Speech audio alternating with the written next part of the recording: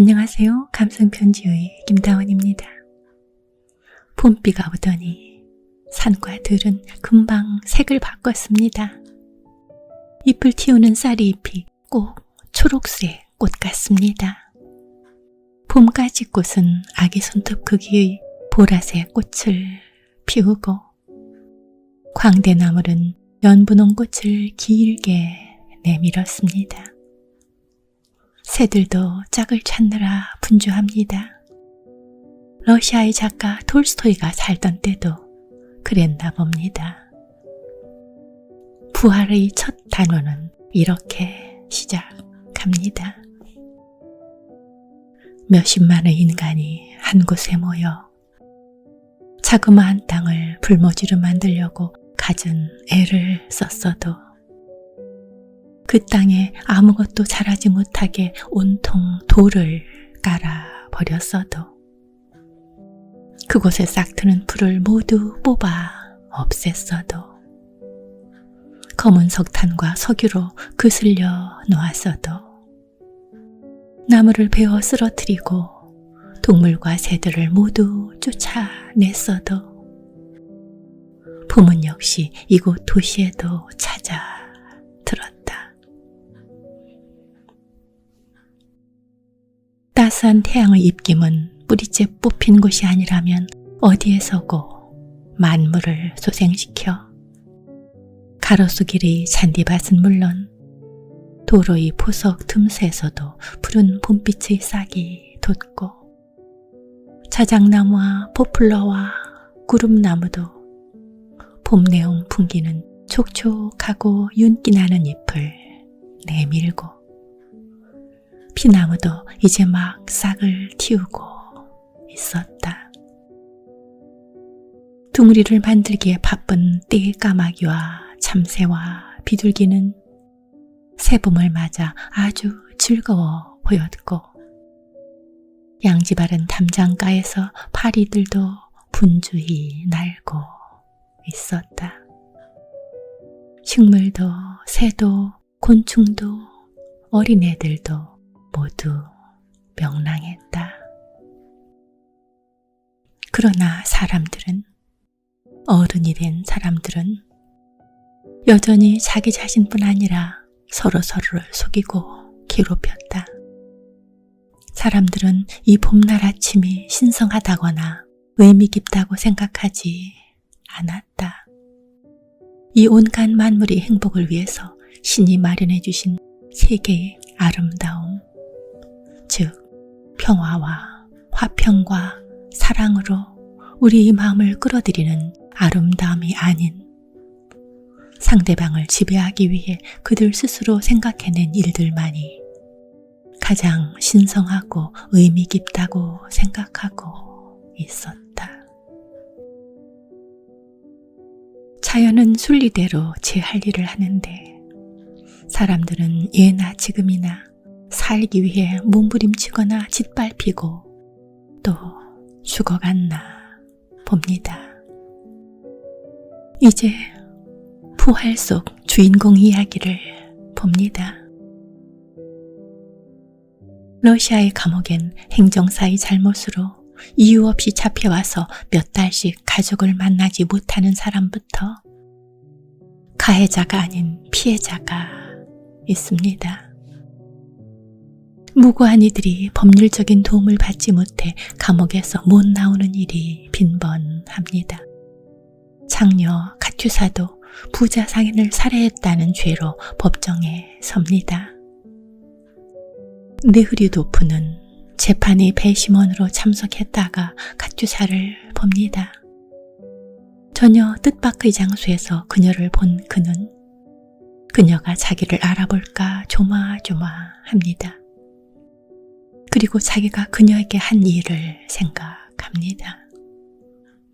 청춘 시절 그는 고모네 집에 놀러 갔다가 18살의 매력 있는 아가씨 카투사를 만납니다.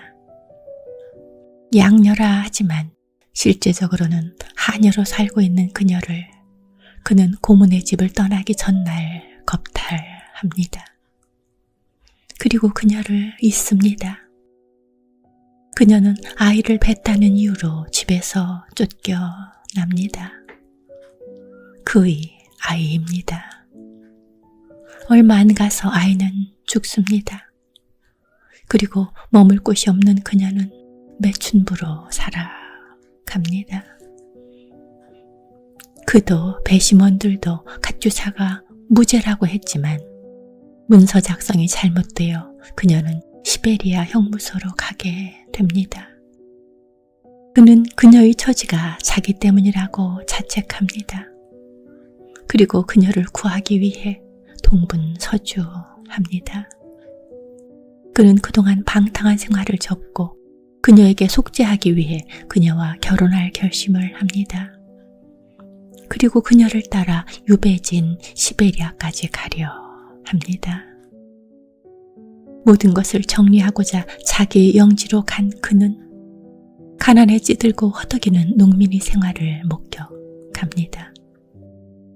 또 귀족들과 마찬가지로 자신이 잘못 살아왔다는 것과 기득권층의 모순을 알게 됩니다. 카투사는 네브류도프의 성실한 지성에 감화되어 점차 내면적으로 충실한 여성이 되어 갑니다. 그러나 네브류도프가 아닌 감옥에서 만난 사회개혁자 시몬슨에게 마음이 끌립니다. 시몬슨 또한 네블류도프에게 그녀와 결혼하겠다는 뜻을 밝히고 둘은 시베리아로 유영을 갑니다.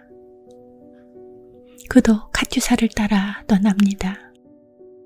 어느 날 춥고 황량한 시베리아 벽지 여관방에서 신약 성서 중 복음서를 읽다가 그는 큰 깨달음을 얻습니다. 우리는 자신이 자기 생명의 주인이며 우리 향락을 위해서 생명이 주어졌다는 어리석은 착각 속에 살고 있으나 이것만큼 어리석은 일은 없을 것이다. 우리가 이 세상에 보내졌다면 그건 누군가의 의지에 의해서 어떤 목적을 위해 보내졌음이 분명하다. 너희가 먼저 신의 나라와 그 의를 구하면 나머지는 모두 너희에게 돌아갈 것이라고 했는데 우리는 그 밖의 것을 찾고 있다. 그러므로 찾지 못하는 것은 당연한 것이다. 그렇다. 이것이 내 일생의 과업이다.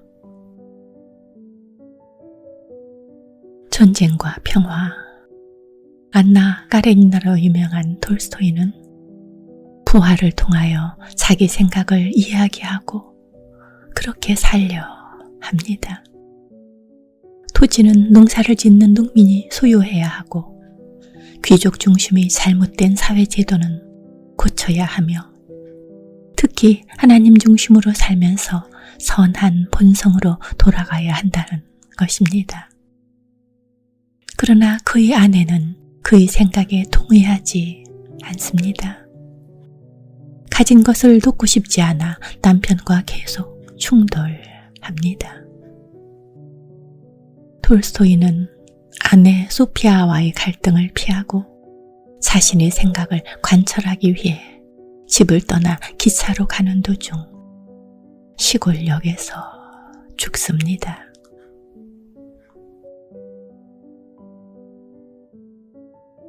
지금 푸틴이 일으킨 전쟁으로 우크라이나 사람들이 죽어가고 있습니다. 전쟁을 일으킨 소련의 국민들도 상처를 입습니다. 그 땅에도 어김없이 봄은 옵니다. 하루빨리 전쟁이 끝나 그들이 일상으로 돌아갔으면 하는 생각을 하며 들길을 거닐었습니다. 파릇파릇 솟는 풀이 말을 걸어 옵니다. 각자 자기의 성정대로 살도록 두라. 간섭하지 말라. 사랑이 오면 그 설렘 그대로 받으며 살라. 고맙습니다. 행복한 봄날 보내소서.